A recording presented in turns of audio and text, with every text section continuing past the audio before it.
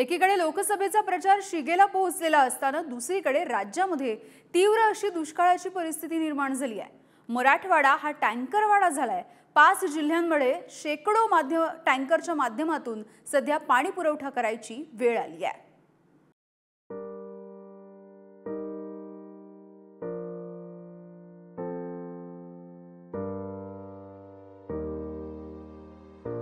ही दोन विरोधाभासी दृश्य।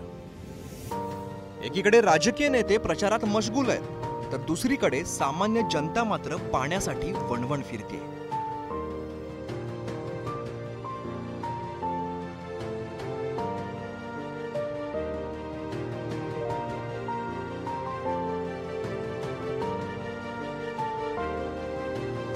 ही विदारक परिस्थिती आहे मराठवाड्यातली।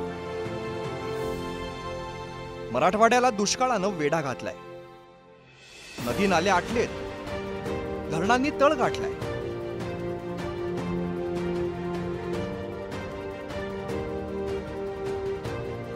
तळपत्या उन्हात हंडाभर पाण्यासाठी लोकांना मैलोन मैल पायपीट करावी लागते। दिवसेंदिवस परिस्थिती अधिकच बिकट होताना दिसते।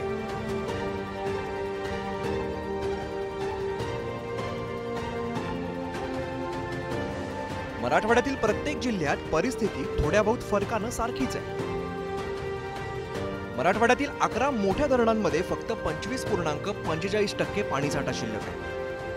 75 मध्यम प्रकल्पांपैकी 4 पूर्ण कोरडे तर 26 धरणं जोत्याखाली आहेत। 750 लघु प्रकल्पांपैकी 113 कोरडे ठाक आहेत, तर 286 धरणं जोत्याखाली आहेत। गोदावरी नदीवरील 15 बंधाऱ्यात 22% पाणीसाठा शिल्लक आहे। तेरणा, मांजरा, रेणा या नद्यांवरील 27 बंधाऱ्यांमध्ये 13% पाणीसाठा शिल्लक आहे। दिवसेंदिवस पाणी टंचाई भीषण होत असल्यामुळे मराठवाड्यातील 5 जिल्ह्यांमध्ये 979 टँकरने पाणी पुरवठा करण्याची वेळ आली। कोणत्या जिल्ह्यामध्ये किती टँकर आहेत ते पाहूया।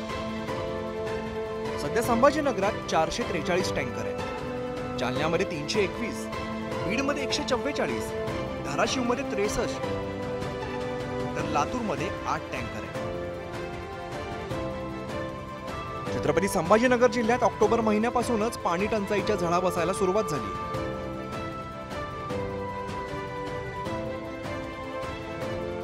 एप्रिल उजाडेपर्यंत संभाजीनगरच्या 337 गावांमध्ये पाणी टंचाईने भीषण रूप धारण केले आणि 343 टँकरने पाणी पुरवठा करण्याची वेळ आली।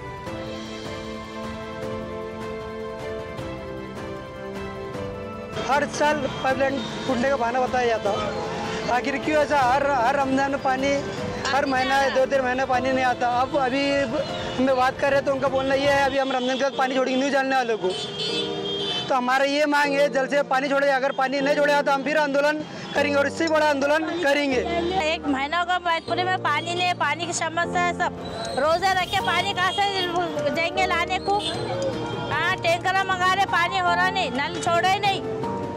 रमजान आए के बड़े पाइप फूट जा रहा है, ये फूट जा रहा है, हर गली में पानी आ रहा, मैतपुरी में पानी नहीं आ रहा। जालना जिल्ह्यातही नागरिकांना पाण्यासाठी सायकल, हातगाडी, घंटागाडी घेऊन वणवण भटकावं लागतंय। त्यामुळेच पाण्याच्या मागणीसाठी आक्रमक झालेल्या जालन्याच्या फुलबाजार परिसरातील नागरिकांनी हंडा घेऊन रास्ता रोको आंदोलन केलं।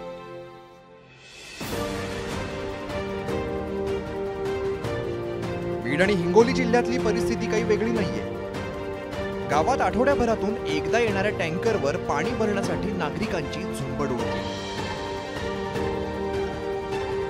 आम्हाला पाणी टंचाई आहे, हे लोक येतात निवडणुकीचे आणि मतदान करतात आणि नंतर काहीच नाही म्हणतात। पाण्याचा विषय नाही, सोडायला पाहिजे। जी अवस्था माणसांची तीच वन्य प्राण्यांची। नांदेडच्या किनवटमध्ये जंगली प्राण्यांचे पाणवठे आटल्यामुळे तिथे सुद्धा टँकरद्वारे पाणी पुरवठा केला जातोय। दुष्काळ आणि पाणी टंचाईची इतकी भीषण स्थिती एप्रिल महिन्यातच जाणवू लागलीये। अजून उन्हाळा संपायला आणि मान्सून बरसायला तब्बल 2 महिने शिल्लक आहेत। त्यामुळे मायबाप राज्यकर्त्यांनी निवडणूक प्रचाराच्या धामधुमीत थोडं संवेदनशीलतेने दुष्काळात होरपळणाऱ्या जनतेकडेही लक्ष द्यावं इतकीच अपेक्षा।